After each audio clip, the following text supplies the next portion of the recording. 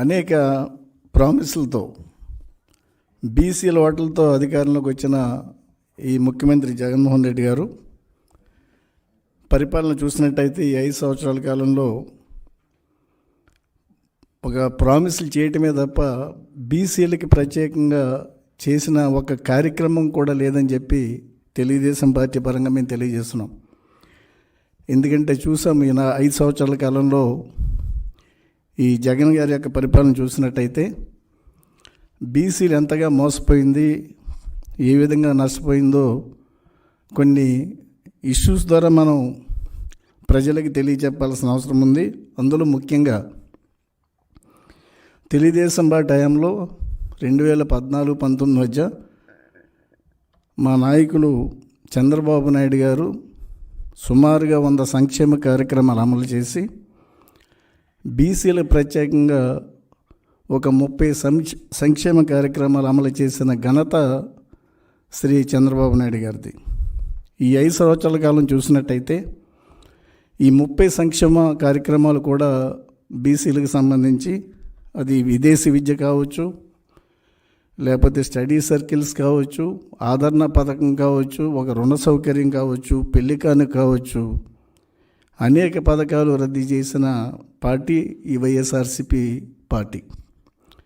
తరువాత ఈ 100 సంక్షేమ కార్యక్రమాలు తెలుగుదేశం పార్టీలో అమలు చేయడంతో పాటు బీసీ సప్లాన్ని ప్రత్యేకంగా సుమారుగా 37,000 కోట్ల రూపాయలు 2014-19 మధ్య ఖర్చు పెట్టి బీసీలకి ఒక సప్లాన్ ద్వారా ఒక ప్రత్యేకతను చాటుకున్న వ్యక్తి చంద్రబాబు నాయుడు గారు. ఇక రెండో విషయానికి వచ్చినట్టయితే, ఏదైతే బీసీలకి స్థానిక సంస్థల్లో రిజర్వేషన్స్ స్వర్గీయ నందమూరి తారక రామారావు గారు ఒక 20% కల్పించారో, ఆ 20% ఉన్న స్థానిక సంస్థల్లో ఉన్న బీసీలకు ఉన్న రిజర్వేషన్స్ 34% పెంచిన ఘనత శ్రీ చంద్రబాబు నాయుడు గారిది. మరి ఈ ప్రభుత్వం ఏం చేసింది అంటే 34% కోత కోయటం ద్వారా, తమ యొక్క అసమర్థత ద్వారా సుమారుగా బీసీలకున్న 34% స్థానిక సంస్థల రిజర్వేషన్స్ 24% కోతపెట్టి 16,800 పోస్టులు పోగొట్టిన దౌర్భాగ్య ప్రభుత్వం ఈ ప్రభుత్వం. అందులో సర్పంచులు ఉన్నారు, ఎంపీటీసీలు ఉన్నారు, జడ్పీటీసీలు ఉన్నారు, కౌన్సిలర్స్ ఉన్నారు, కార్పొరేటర్స్ ఉన్నారు, జిల్లా పరిషత్ చైర్మన్స్ ఉన్నారు. అంటే ఈ ప్రభుత్వంలో బీసీలకు ఎంత అన్యాయం జరిగిందో ఈ 2 విషయాల ద్వారా మనకి తెలుస్తుంది. ఒకటి బీసీ సప్లాను, 2 ఈ రిజర్వేషన్స్లో ఉన్న కోత. ఇంతకన్నా ఏం కావాలా? బీసీలకు ఉన్న సంక్షేమ పథకాల్లో 30 సంక్షేమ పథకాలు రద్దు చేసిన ప్రభుత్వం ఈ ప్రభుత్వం. ఇక ఈ ప్రభుత్వం చేసింది ఏంటయ్యా అంటే 56 కార్పొరేషన్స్ ఒక ఏర్పాటు చేసి వాళ్ళని కార్పొరేషన్ చైర్మన్స్కి ఒక విధులు నిధులు కూడా లేకుండా ఉచ్చ విగ్రహాలుగా మార్చిన ఘనత ఈ ప్రభుత్వాన్ని. నేను ఒకటే ప్రశ్నిస్తున్నాను ఈ ప్రభుత్వాన్ని, ఏ ఒక్క సామాజిక వర్గానికైనా మీరు ఒక్క పైసా రుణ సౌకర్యం కల్పించారని చెప్పి మేము క్వశ్చన్ చేస్తున్నాం.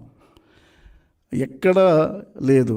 అంటే బీసీలకు జరిగిన అన్యాయం ఒకసారి చూసినట్టయితే ఎంతగా నష్టపోయిందో మనం ఈ 5 సంవత్సరాల్లో బీసీలంతా కూడా గ్రహిస్తున్నారు. ఇది ఒక చారిత్రాత్మకమైన సమయం. బీసీలంతా కూడా ఒక నిశితంగా ఆలోచన చేయాల్సిన పరిస్థితి ఉంది.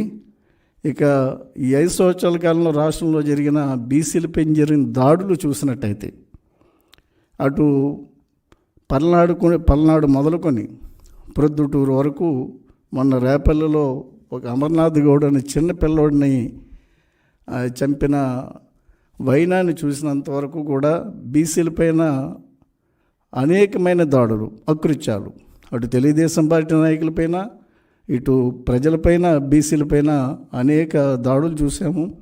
ఇదంతా కూడా ఈ ప్రభుత్వం యొక్క అసమర్థత, ఈ ప్రభుత్వం యొక్క దౌర్భాగ్య పరిస్థితిని తెలియజేస్తుంది. మా నాయకుడు చంద్రబాబు నాయుడు గారు ప్రజలకి, బీసీలకి ముఖ్యంగా ఒక హామీ ఇచ్చారు. ఏదైతే భవిష్యత్తు గ్యారంటీ పథకం ఉందో అందులో బీసీల రక్షణ చట్టం అనేది ఒకటి తీసుకొచ్చి బీసీలందరూ కూడా ఒక రక్షణ కల్పించే విధానాన్ని అయినా బీసీల ముందు తీసుకొస్తున్నారు. మేము ఒకటే తెలియజేస్తున్నాం, తెలుగుదేశం పార్టీకి బీసీలకు ఉన్న అనుబంధం విడదీయలేని అనుబంధం. ఎందుకంటే ఈ మాట ఎందుకుంటున్నానంటే, స్వర్గీయ నందమూరి తారక రామారావు ఏదైతే బీసీలకు ఒక నాయకత్వాన్ని ఇచ్చారో ఆ నాయకత్వాన్ని ముందుకు తీసుకెళ్ళి వాళ్ళని ఉన్నతమైన స్థానాల్లో కూర్చోబెట్టింది చంద్రబాబు నాయుడు గారు. మరి అటువంటి బంధాన్ని ఈ ప్రభుత్వం ఒక సామాజిక న్యాయం అని చెప్పి, సంక్షేమం అని చెప్పి, ఎన్ని కబుర్లు చెప్పినా, ఈ కళ్ళబొల్లి మాటలు చెప్పినా బీసీలు నమ్మే పరిస్థితుల్లో లేరు. ఇప్పుడిప్పుడే వాస్తవిక పరిస్థితులన్నీ కూడా తెలుసుకునే సమయం బీసీలకు వచ్చింది. ఈ మధ్యకాలంలో కూడా చూసాం, వైఎస్ఆర్సీపీ ప్రభుత్వం సామాజిక సాధికార బస్ యాత్ర అనేది ఒకటి స్టార్ట్ చేశారు. అది బీసీలందరూ కూడా ఒకటే భావన, అది బీసీల పైన జరిగిన దండయాత్రగానే భావించారు తప్ప ఒక సామాజిక సాధికార యాత్రగా బీసీలు ఎక్కడా కూడా భావించిన సందర్భం లేదు. ఇక ఈ మధ్యకాలంలో చూసాం, బీసీ కులగణన అనేది ఒకటి మొదలుపెట్టారు. బీసీ కులగణన మీరు ఏ విధంగా చేస్తారండి? దానికి చట్టబద్ధత ఉందా? అంటే ఇదంతా కూడా ఒక మొక్కుబడి కార్యక్రమం, బీసీలని మోసం చేసే కార్యక్రమం తప్ప అది బీసీలకు ఈ విధంగానూ ఉపయోగం లేదని చెప్పి బీసీలందరూ కూడా ఇప్పుడు భావిస్తున్నారు. ఏదైతే తెలుగుదేశం పార్టీ బీసీలకి ఉన్నతమైన పరిస్థితి కల్పించిందో, నాయకత్వం కల్పించిందో, సామాజికంగా ఆర్థికంగా ఒక ఉన్నత స్థితిని కల్పించిందో, ఆ ఉన్నత స్థితిని బీసీలందరూ కూడా గ్రహిస్తున్నారు. మరికొంత ఈ సామాజికంగా ఆర్థికంగా న్యాయం చేయడానికి మా అధినాయకులు చంద్రబాబు నాయుడు గారు అనేక ఆలోచనలు చేస్తున్నారు. ఆలోచనల యొక్క కార్యరూపమే రేపు 5వ తారీఖున ఏదైతే బీసీ డిక్లరేషన్ ఉందో, నాగార్జున యూనివర్సిటీ గ్రౌండ్స్లో బీసీ డిక్లరేషన్లో మరిన్ని సంక్షేమం, ఆర్థికంగా, సామాజికంగా అనేక కార్యక్రమాలు రూపకల్పన చేసి ప్రజల ముందుకు మా నాయకుడు వస్తున్నారు. నేను ఒకటే బీసీ సోదరులందరికీ, బీటు కుటుంబ సభ్యులందరికీ, ఏదైతే తెలుగుదేశం పార్టీ సింపథైజర్స్ ఉన్నారో అందరికీ కూడా ఒక విజ్ఞప్తి చేస్తున్నాం. ఇది ఒక చారిత్రాత్మక సమయం, అందరూ కూడా ఆలోచన చేయాల్సిన సమయం. ఈ రోజున ప్రజాస్వామ్య వ్యవస్థలన్నీ కూడా నిర్వీర్యమయ్యాయి.